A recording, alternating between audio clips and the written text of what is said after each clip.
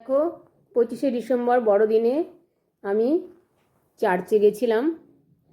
আর এই চার্চের দৃশ্যটাই তোমাদের সামনে আমি তুলে ধরেছি। ভিডিওটা কেমন লাগছে দেখো। চার্চটা দেখতে এত সুন্দর, আর চারিদিকে টুনি দিয়ে এত সুন্দর সাজিয়েছে যে সত্যি দেখে সত্যি মানে মুগ্ধ হয়ে যেতে হয়। আর এই বড়দিনে চার্চে আসলে পরে মনটাও একটু আনন্দে ভরে যায়, তাই চার্চে গেছিলাম। আর ঘুরে ঘুরে আমি চারিদিকে একটু দেখছি, খুবই ভালো লাগছে।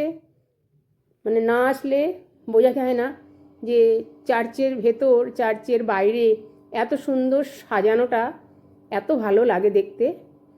আর এই সামনেটা দেখো, এখানে একটা বড় স্টার ঝুলিয়েছে।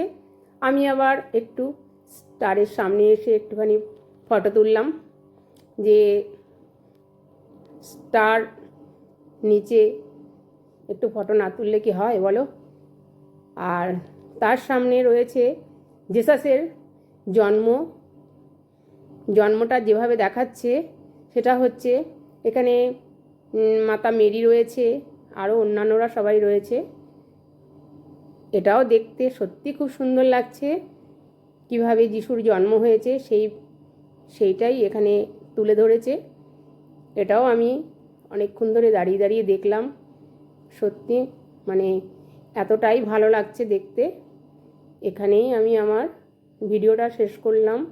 তোমাদের কেমন লাগলো বলো। বাই।